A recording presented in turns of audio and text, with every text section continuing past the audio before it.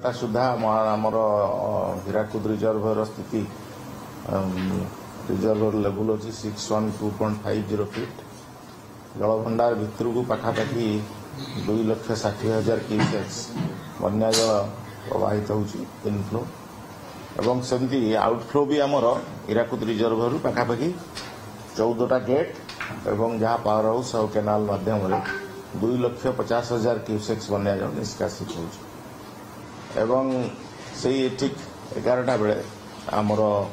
खैरमाल रे बन्या जल पखापाखि 3 लाख क्यूसेक्स पखापाखि बन्या जल प्रवाहित होची तेणु आम आमर खैरमाल कमी कमी जाऊँगी एवं काली राति 4टा जाए कन्स्टांट रहिला परे मुंडली मु जहाँ गतकाली कही मैक्सिमम 6 लाख क्यूसेक्स हम एवं से ही है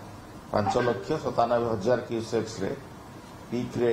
मुंडली रे बन्या जल प्रवाहित है और राति 4टारू यहाँ खसवा आरंभ है मुंडली एवं वर्तमान दिन 11टा बेलू 5,50,000 क्यूसेक्स बन्या जल प्रवाहित हो मुंडली पाखे महानदी रे महानदी डेल्टा आमर से आरंभ हो प्रवाहित होती यही बन्या जलटा जोटा काली कहूली से 24 घंटा पर धरतु काली राति आज राति सुधा एकड़े पास कर दियो ता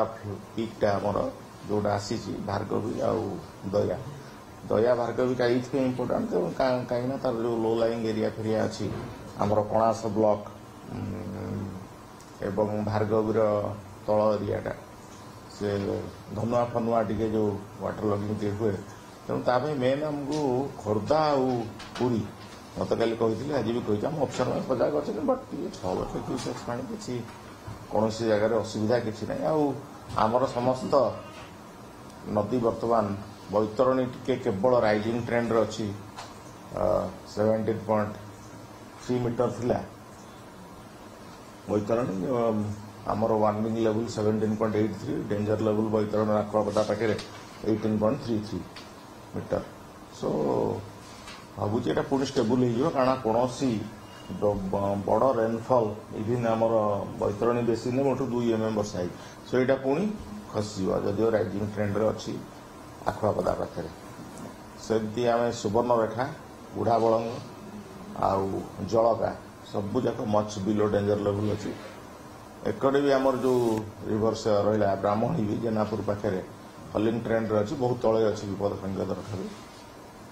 सेमती आम ऋषिकुल्या है नागावली वंशधारा ये सबू जाक तेणु ओडिशा रे बर्तमान बन्या स्थिति नहीं कहले अत्युक्ति हम ना दिलीप तुम टे खाली खोर्धा खोर्धा एरिया ना देवी नदी किसी कौन 6 लाख क्यूसेक्स बन्या जल देवी नदी कौन चलो बर्तमान 5,50,000 होगा पीक मुझे कही बैक वाटर ना जो तलिया अंचल टे पा पशिव ना जो बन्या जल गले जो लो लाइंग एरिया गुड़ा थी से पा रही पुणी बन्या खसीगले ये वर्षा ना से पा पुणी निष्कासी पलैब ना उपर मुंडे वर्षा ना उपर मुंडे आमर जो महानदी उपर मुंडे मुटू 12-13 mm वर्षा है अभी से जो कहूली 2,60,000 क्यूसेक्स बन्या जल रिजर्वर भितर को एंट्री कर इनफ्लो अच्छी से पाखापाखि काली भी रहा 5,10,000 बढ़ कि से पाखापाखि रहा 2,50,000 पाखापाखि एवरेज देखिले सो आमर असुविधा आमर निष्कासित भी से हो तेणु आम जलस्तर हीराकुद रिजर्वर 612 फुट पाखापाखि काली भी रहा आज एबे अच्छी 612.5 फीट अच्छी काली भी से रही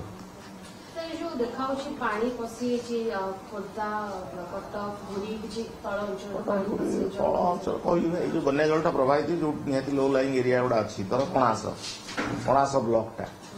तार लो लाइंग एरिया अच्छी लिगा पाख तेणु तार जो लो लाइंग एरिया गुड़ा टे फ्लडिंग एरिया दया राजुआरे जो बन्या जलटा जीव से एरिया जिते गला भितर जो लो लाइंग एरिया से पानी गुड़ा ड्रेन आउट हो पारे ना कौन ये ना बट आम विभाग सब अफिसर मैंने सचेतन अच्छा सतर्क अच्छे आम भी समस्त सेंसिटाइज कर कौन जगह कौन अप्रीतिकर परिस्थिति ना जदिव से जो आपणकर नयागढ़ हो नयागढ़ जिलार धरतु बाणपुर एरिया रणपुर एरिया बांकी भापुर एरिया गुड़ाक जो लो लाइन एरिया अच्छी महानदी जो 6 लाख क्यूसेक बना जल प्रवाहित है द्वारा किसी लो लाइन एरिया को जोटा आप देखुए सब प्रिंट मीडिया बाहरी जलमग्न विच्छिन्न सब लो लाइन एरिया तेणु ये जो बना आसा द्वारा किसी एरिया पानी रही है आमर तो खसले तेणु सब जाक से बाट दे पुणी ड्रेन आउट हो